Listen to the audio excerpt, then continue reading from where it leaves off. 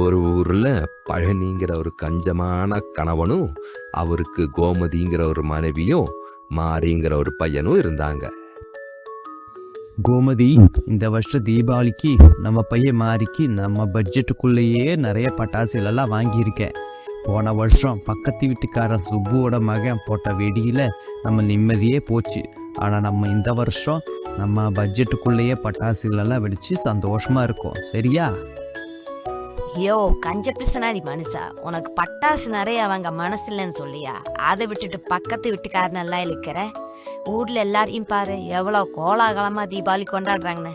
ஆனா இங்க எதுக்குமே வழி இல்லை. கோமதி, நம்ம மற்றவங்கள பார்த்து போட்டியோ பொறாமையோ படக்கூடாது.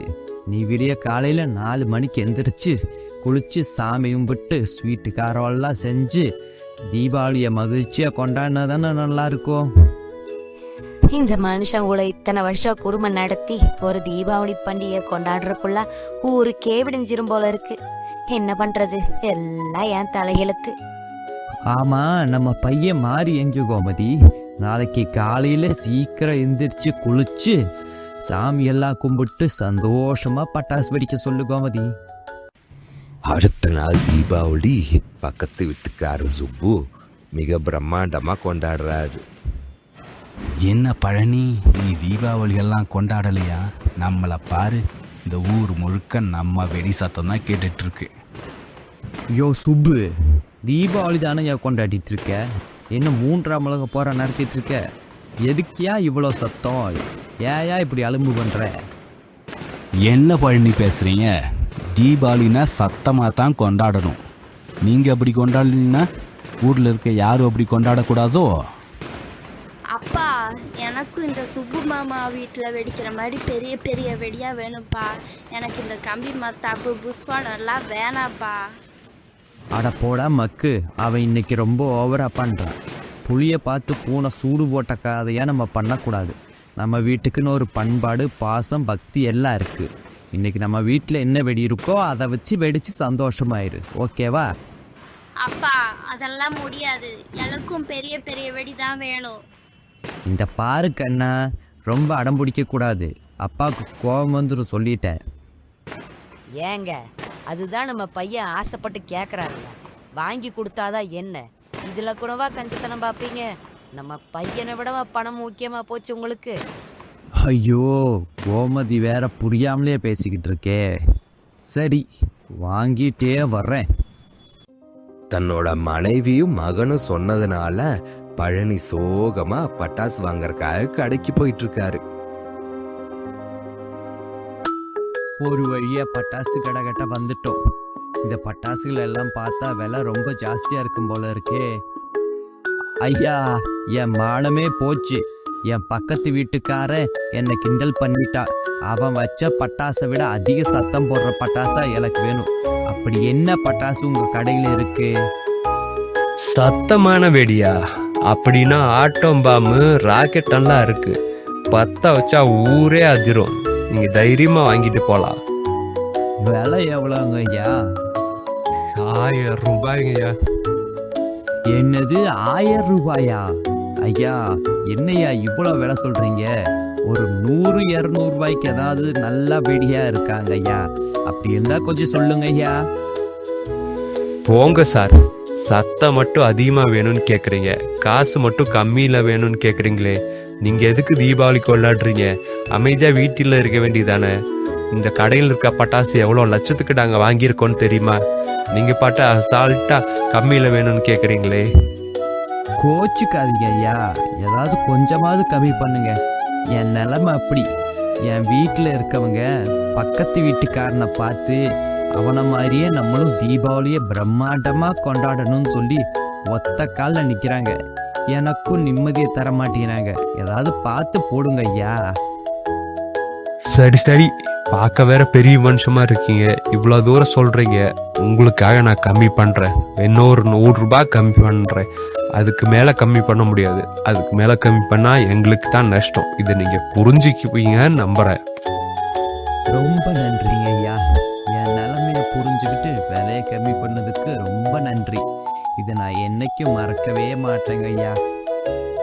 ஒரு வழியா பழனி தீபாவளி பட்டாசுகள் எல்லாம் கடைக்காரர்கிட்ட விலை குறைச்சி பேசி வாங்கிட்டு வீட்டுக்கு போய்கிட்டு இருக்கான் சந்தோஷமா. அப்பாடா, ஒரு வழியா பட்டாசுல எல்லாம் விலை குறைச்சி பேசி வாங்கிட்டேன். இந்த வருஷம்தான் தீபாவளிக்கு பட்டாசு இவ்வளோ வாங்குறேன். இல்லைன்னா போன வருஷம்லாம் விலை கம்மியாக தான் வாங்கிட்டு இருந்தேன். இந்த வருஷம் அந்த பக்கத்து வீட்டுக்காரனால தான் இவ்வளோ ஆயிடுச்சு. சரி, பார்த்துக்கலாம், எப்படியாவது இந்த வருஷம் சமாளிச்சுக்கலாம், விடுங்க. கோமதி, கோமதி, இங்கே என்ன பண்ணிட்டு இருக்கேன்? ஓஹோ, தீபாவளிக்கு பலகாரங்கள் எல்லாம் ரெடி பண்ணிட்டு இருக்கியா? ஓ, வந்துட்டீங்களா? ஆமாங்க, தீபாவளிக்கு முறுக்கு அதிரசம் எல்லாம் பண்ணிட்டு இருக்கேன். எல்லாம் நம்ம பையனுக்கு பிடிக்கும் இல்லையா, அதான் பண்ணிட்டு இருக்கேன். ஆமா, நீங்க பட்டாசு வாங்கறதுக்காக போனீங்களே, அது என்னாச்சு?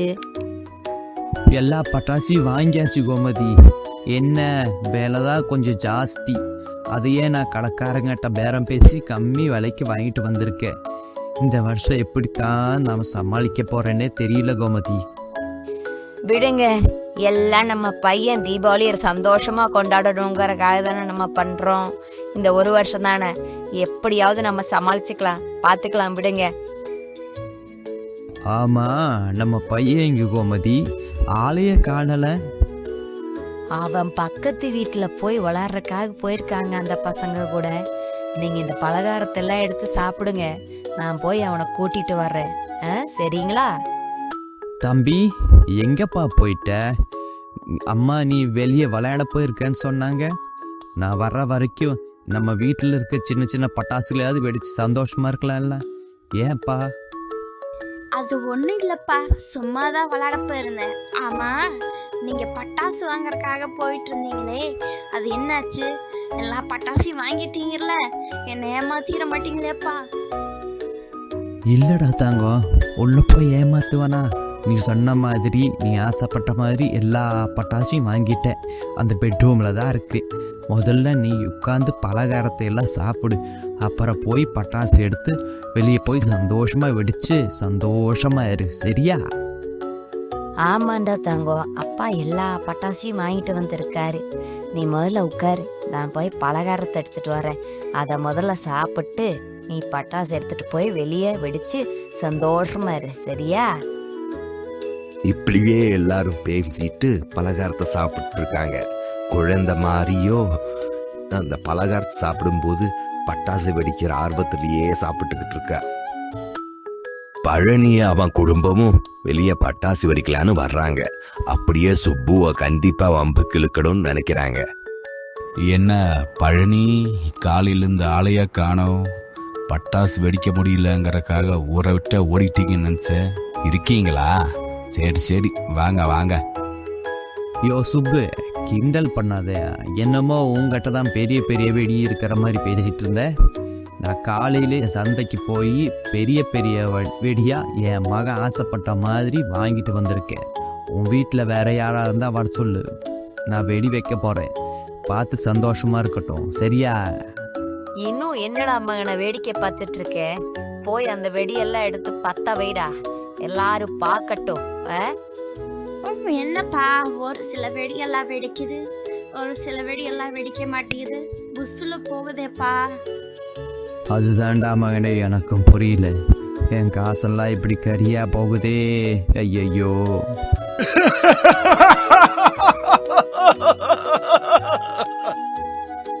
தீபாவளிங்கிறது மற்றவங்க கூட போட்டி போறதுக்கு இல்லை, இல்லை பக்கத்து வீட்டுக்காரங்களோட கௌரவம் பார்க்கறதுக்கு இல்லை. அது நம்ம குடும்பம் மற்றும் நண்பர்களோட சந்தோஷத்தை பகிர்ந்துக்கிறதுக்கு.